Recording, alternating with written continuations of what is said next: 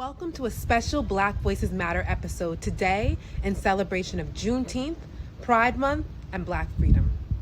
My name is Rania Copeland, and I'm the president and CEO of the Black AIDS Institute, our nation's only uniquely and unapologetically Black organization fighting to end HIV in all Black communities. We created the Black Voices Matter conversation series to showcase celebrities who are amplifying how HIV is hurting our people. Because the more we talk about HIV, the more we defeat stigma. That intersecting stigma of being Black, LGBTQ, living with HIV that holds too many of us back from living our best lives. Today's Black Voices Matter guest is the fabulous Billy Porter, or as many now know him as Pray Tell, the father of ballroom on the iconic TV show, Pose. Billy is unapologetically Black and gay. He embodies Black freedom and joy. Yet stigma chained him down for over a decade. This conversation will uplift you. It will remind you to love yourself unconditionally. And I hope it will inspire you to support the Black AIDS Institute's relentless fight to end HIV. Let's welcome our friend, Billy Porter. Welcome to Black Voices Matter. This video series is focused on celebrities who are committed to taking HIV awareness into spaces where it doesn't get enough attention. And so I'm so excited to be here today with the Billy Porter. Billy, you've been a friend of BAI's and a 2018 honoree in our Heroes in the Struggle Gala. You have been an advocate and activist in the LGBTQ+ and HIV community for decades. And now your on-screen characters, especially as Pray Tell on Pose, which we all love so fiercely and so much, and your off-screen fabulosity has taken your story and light to more lives than ever. You know, your disclosure of living with HIV intertwined with this being the 40th year of the HIV epidemic really makes our conversation so powerful. It's truly a shining example of living your truth. And I'm really grateful that you're taking time with us today, Billy, to have a conversation. So before we jump into my couple questions, I want to see how you're feeling. How are you doing? I'm feeling really good. As people may know or may not know, a couple of weeks ago, I revealed to the world that I was HIV positive. I had been living with it since 2007. There was a lot of healing, a lot of reflection, a lot of personal, just the personal sort of struggle with the shame that comes along with the diagnosis of being HIV positive, and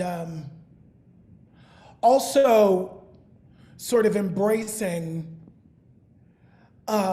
the positives of it in my own personal life. For me, as a Black man of a certain age, I will be 52 this year. My relationship to hospitals and doctors as a Black man in America in particular is not a good one. The good news about all of this is that I actually am the healthiest that I've ever been. Because the requirement for me is to go to the doctor every 3 months and monitor my health. So, in conjunction with the antiretroviral drugs that keep us living with, as opposed to dying from this diagnosis, I am fully at the intersection of this new conversation, I think, or a conversation that needs to be new, which is I am what HIV looks like now. There's no reason to be shamed. There's no reason to think that you can't achieve all of the dreams that you've had for yourself in your life. It's time to release the stigma. It's time to dismiss the stigma. And that, I feel like, comes from the inside out. You know, I think we have waited for so long, those of us, you know, with the diagnosis have waited for a long time for validating energies outside of ourselves to tell us it's okay. When in fact, we have to tell ourselves it's okay. We have to tell ourselves we are enough. We have to love ourselves enough. We have to learn how to love ourselves enough to make choices that make a difference. You know, I know that I'm an agent of change. I have always been. I didn't know on this level, you know, I didn't know that this was it. I really didn't, you know, until recently. I kept it to myself for a long time for fear that there would be some sort of backlash, that my career would suffer. You know, my diagnosis was back in 2007. Billy, was already on the precipice of obscurity in this business at that point. You know, the landscape didn't look very promising for me at that point. You know, I feel a certain amount of freedom because of Pose, because of Pray Tell, because of the platform that that piece of art has given me. You know, it is different. We have come a long way. And we got some way, you know, we got a long way to go, but we have come a long way, and I want to land on that to make that plain. You know, I am so grateful that I lived long enough to see the day where I am possible, just as I am. And to be 40 years into this epidemic, you've been through all of it.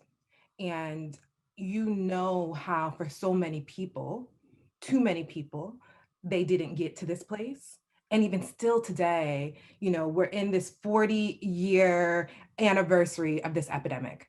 But still, and we've made these amazing biomedical advances, right? So antiretroviral therapies, you know, treatment.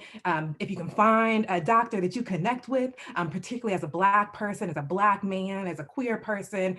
But even still, you know, I think that the basic everyday challenges and deep-rooted traumas of Black and particularly queer people living with HIV are still not visible enough, which is part of why your disclosure has been so ground shaking for so many people. Yeah. And how your disclosure, and I know you thought about this, you know, you knew. For 14 years, I thought about it. 14 years you've known about it and been in it for longer than that.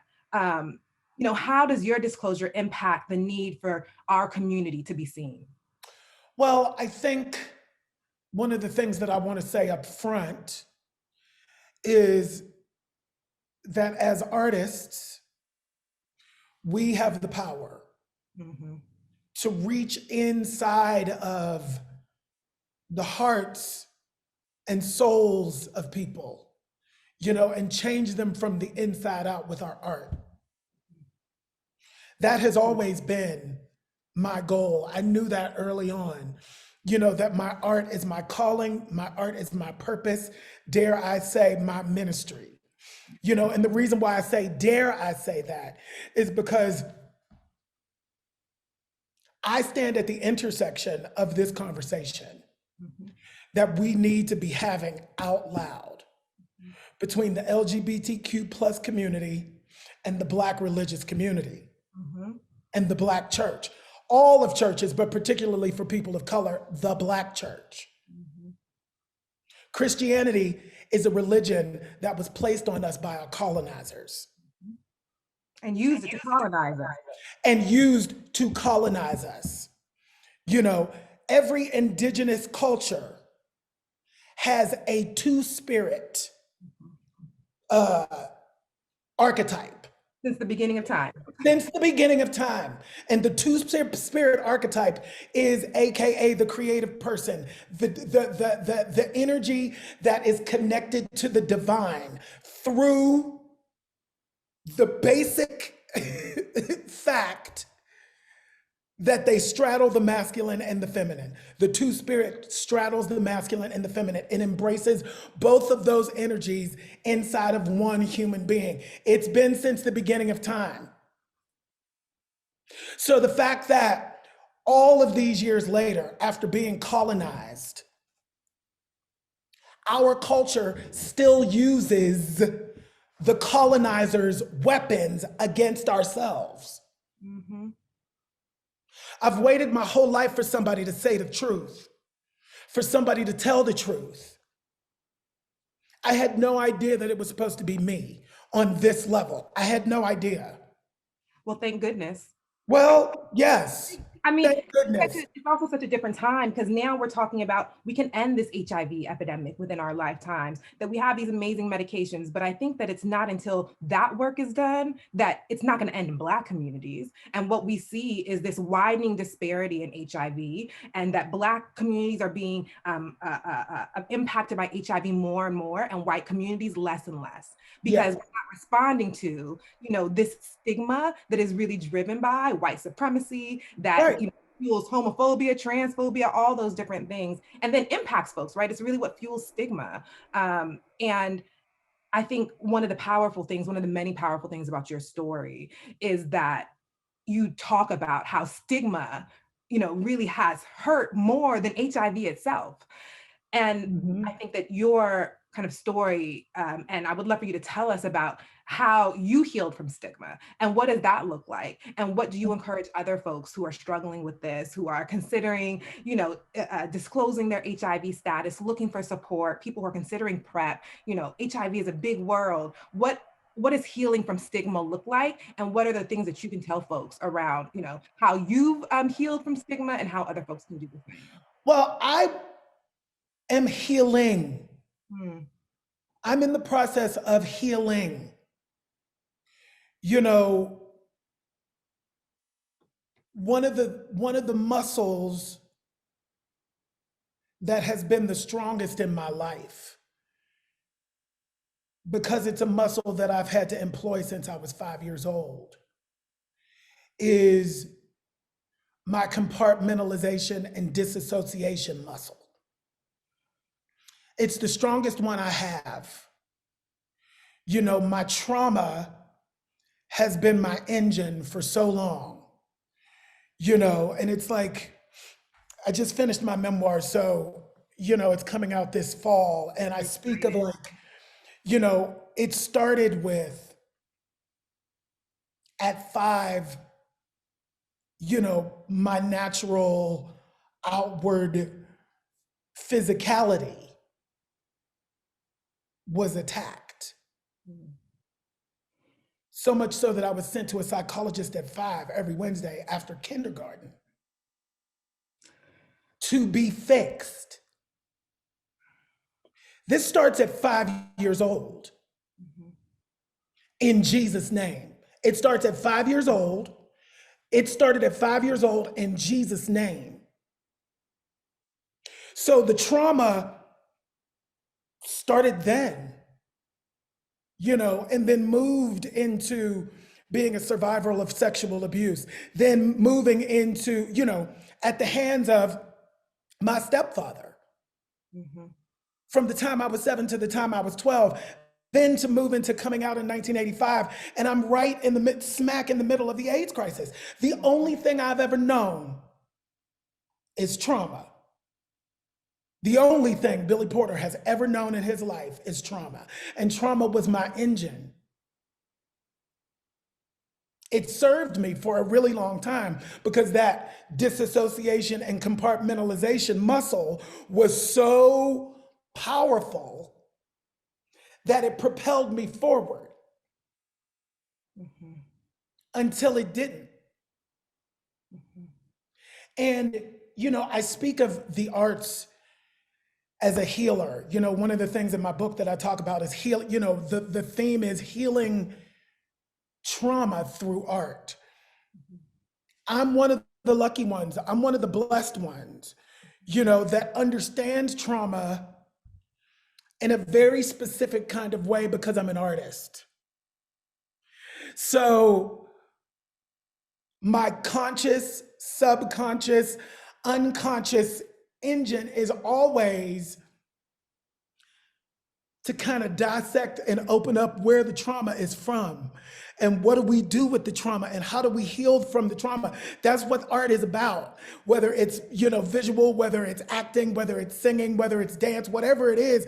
It's like we as artists are always constantly trying to figure out how to work it out. And we work it out. If we're lucky, we get to work it out in public so that other people can benefit from the healing that we're trying to figure out how to be in the middle of. And I think what you've seen in the last few weeks with me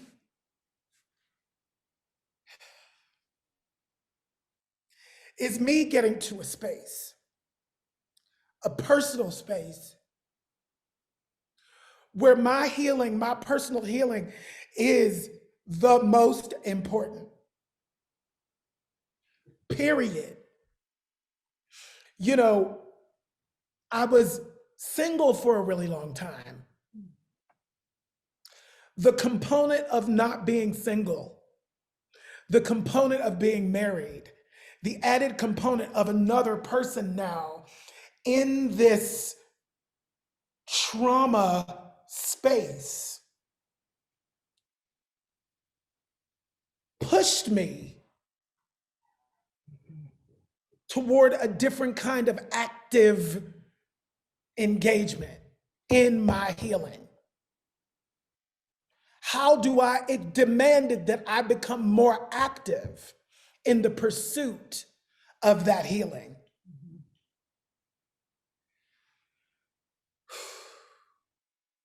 It's deep. It's really, really, really deep, because the other area of it for me, as at my age too, it's like the shame.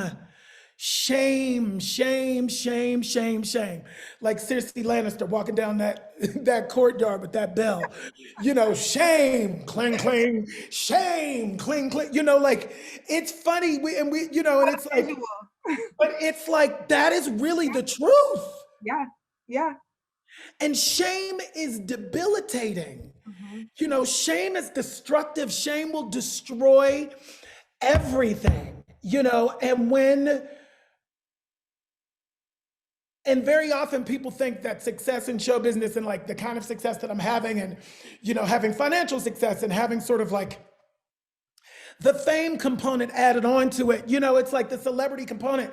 It's like, it doesn't change anything. It just exacerbates whatever's already there. And so then here I was, I'll just speak specifically, but here I am in the middle of every single solitary dream, impossible dream I've ever had coming true at the same time. And I don't have no joy. Yeah. And I can't connect to it in a way that is beyond the surface, that goes deeper than surface. It's like, this is not right. This is not right. And I've seen this space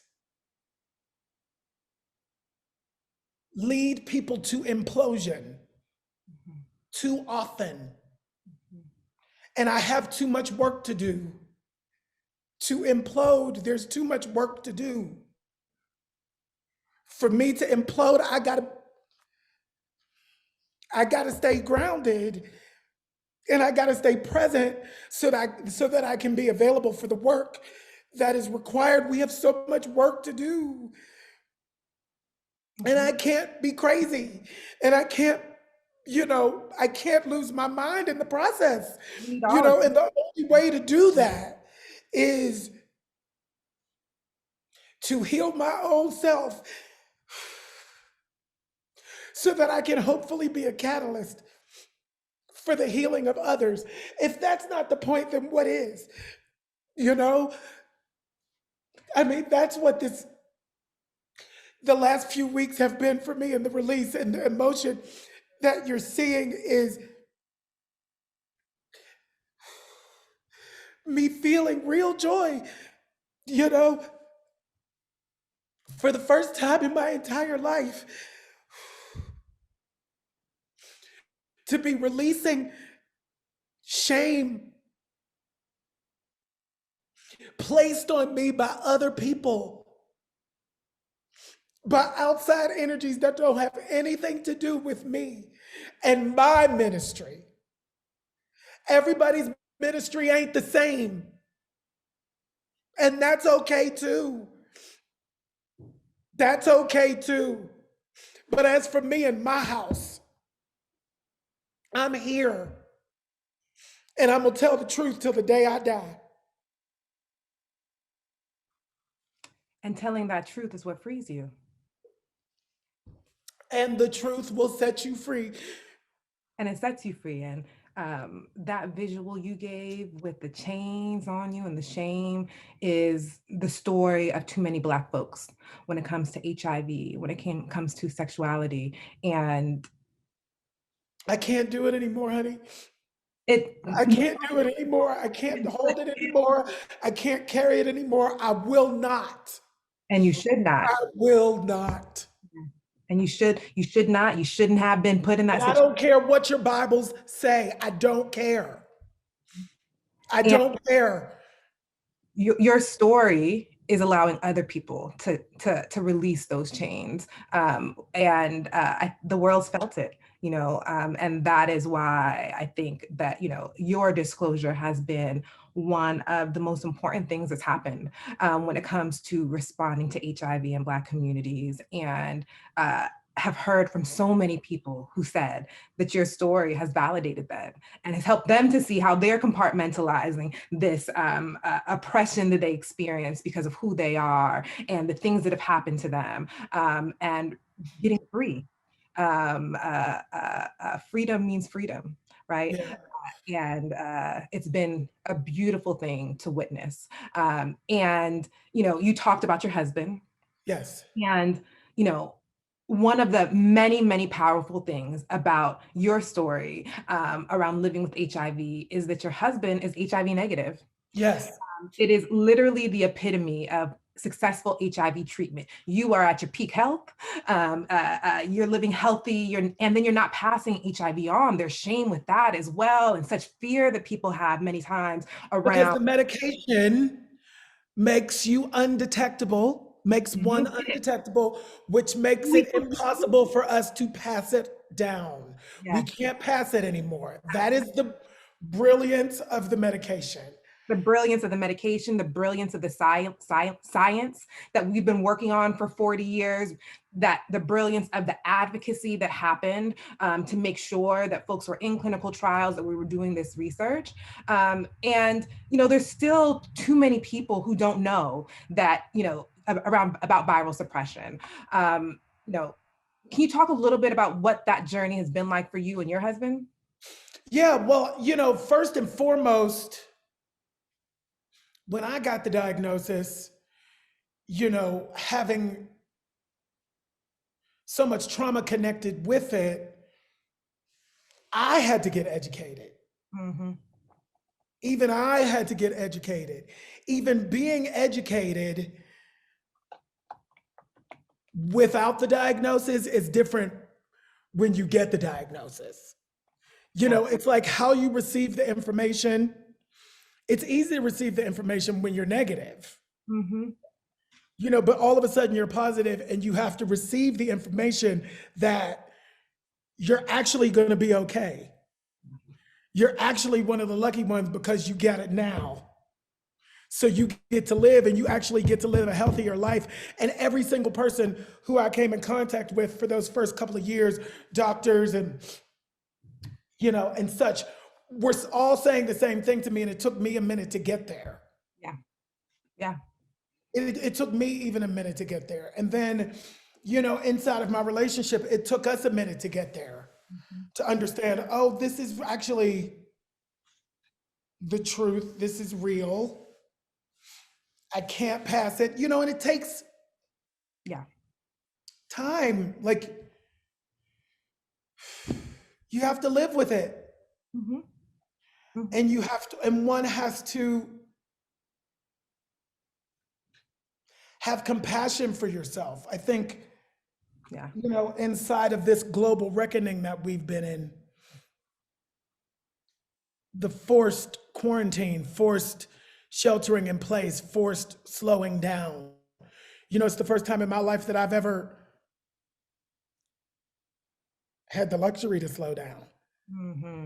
And it was forced on me by somebody else. I've been saying to my husband, the world stopped. The whole world stopped so that we could heal ourselves. That's what I've come out of this with. And for those of us who've leaned into this moment and said yes to it, we've come out better. For sure. I've come out a better human being because of this. I've come out better.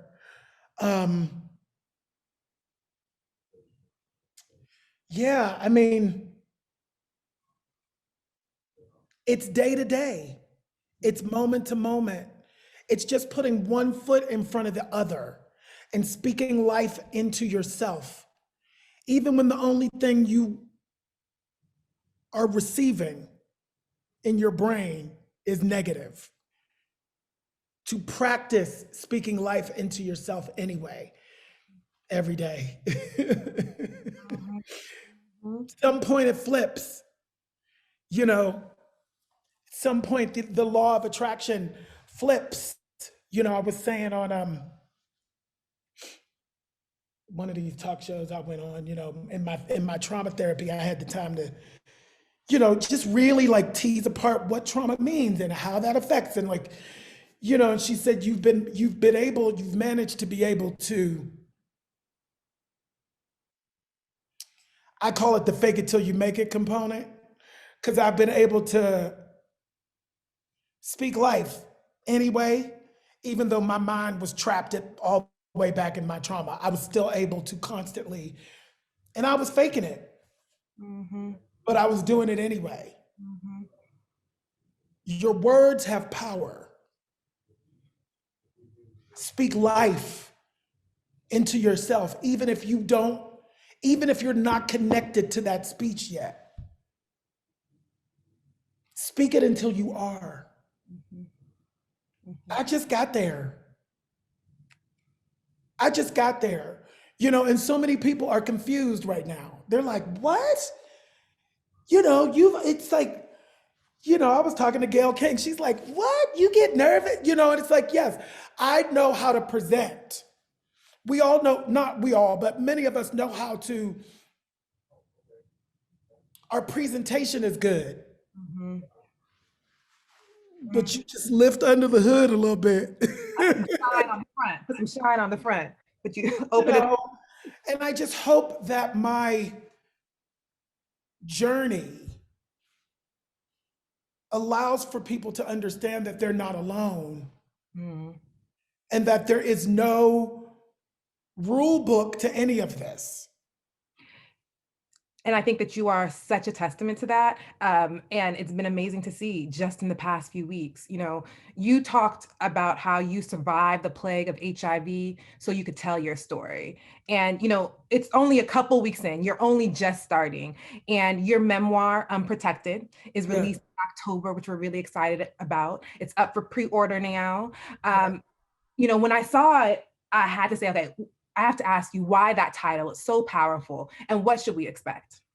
Well, when I started, an agent came to me back in 2014. I had written a play called While I Yet Live, that was off Broadway.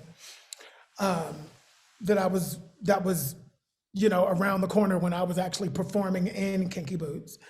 And, you know, an agent came and they were like, I think you need to do a book and you need to, and I was like, yeah, you know, a memoir. And I was like, I'm too young to do a memoir. And he's like, no, memoir is like not a biography. It's not an autobiography. It's about a moment in time and blah, blah, blah, blah. I was like, okay. Yeah, I think so. Yeah. You know, but there was something in me that was like, whatever it is, it has to be the truth. Mm-hmm. And the thing that I wasn't sharing, which was my HIV positive status, would have to be in this book. Otherwise, there's no reason for me to do it. If I'm not going to tell the truth, then there's no reason for me to write anything. So I knew going in that this information was going to have to be in it. That slowed me down because I wasn't ready. And it was like, okay, when it's time. So then, you know, I write the proposal, you know, I get a publishing company to do it. The theme is, you know, overcoming adversity, you know, because that's what I did, you guys. And, you know, I was having a hard time writing it. And I'm writing it myself. Like I didn't want to have, you know, and I used a friend of mine for a little bit from middle school. Alyssa Wald came in and she helped me, you know, up at the top of it. But I was like having a hard time like kickstarting. And then COVID happened. And I was like, oh, first of all, it's deeper than just overcoming adversity. Yes, it is about that. But what is the specificity of that? How? The how of that? And I just, you know, the PTSD that I encountered with COVID in relation to the parallels of the HIV crisis was paralyzing. And I was like, oh, I am speaking of being unprotected, not only in the micro, mm-hmm. which is my personal life, mm-hmm. but also in the macro. Mm-hmm. Because as a Black man in America, there's never been a time when our government has protected us, period.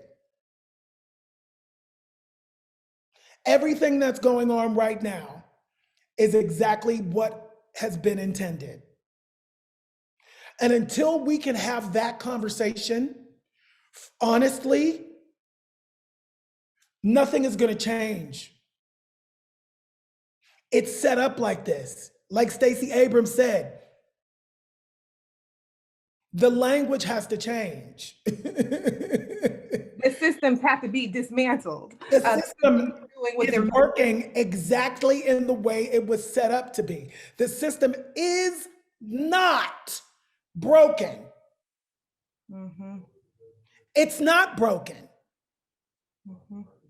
The fact that these you know, state governments can still manipulate the system in their favor to disenfranchise voters, it's set up this way.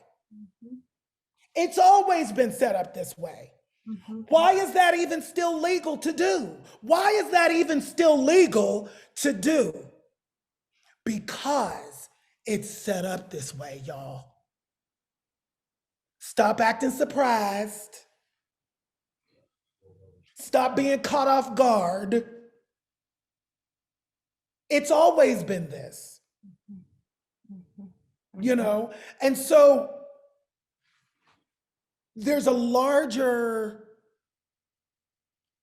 effort on my part to expose that. It's not just personally, it's the whole world on top of that. You don't mean shit. Your black ass ain't shit.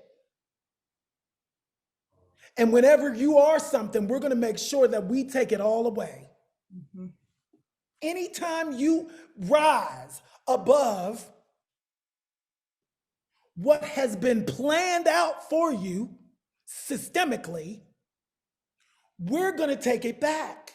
We're going to pull your little black asses back. That's history. You know, this Tulsa, Oklahoma thing it's been, you know, it's like I'm up here with my in-laws. You know, I'm married to a white man. I'm up here with my in-laws from Oklahoma. They're like, no idea. Yeah. From Oklahoma. They are apoplectic. They're like, it's like, no, we've been saying it the whole time. We've been saying this the whole time. Of course it's not taught in your history class in Oklahoma. Of course it's not. And they're trying to make January 6th not be taught too. So protected means, or unprotected is about protecting overall. Yes. I and love we it. have to do it. Yes. We have to show up and protect ourselves no matter what. Take the fear out of it. You know, take it out. People already laid down their lives for us. People are still laying down their lives. People are still laying down their lives daily for us to be able to literally have conversations like this. Billy, thank you so much. You're welcome. Thank you for everything. Thank you for talking to me today. Your support of this community, of our community, your allegiance, longtime allegiance and standing with and supporting Black-led organizations like BAI are critical to ending this epidemic, the HIV epidemic, the COVID pandemic, the homophobia pandemic, all of these things that you're talking about that impact our lives every day, and making sure that our folks are not unprotected. So I'm excited about, thank you for that so much. I look forward to the next chapter of your amazing life on and off screen. And I can't wait till this book comes out, and looking forward to what you're going to continue to do and how you can continue to impact how we are going to end HIV in Black America. Thank you so much, Billy. You're very welcome. Thank you for having me.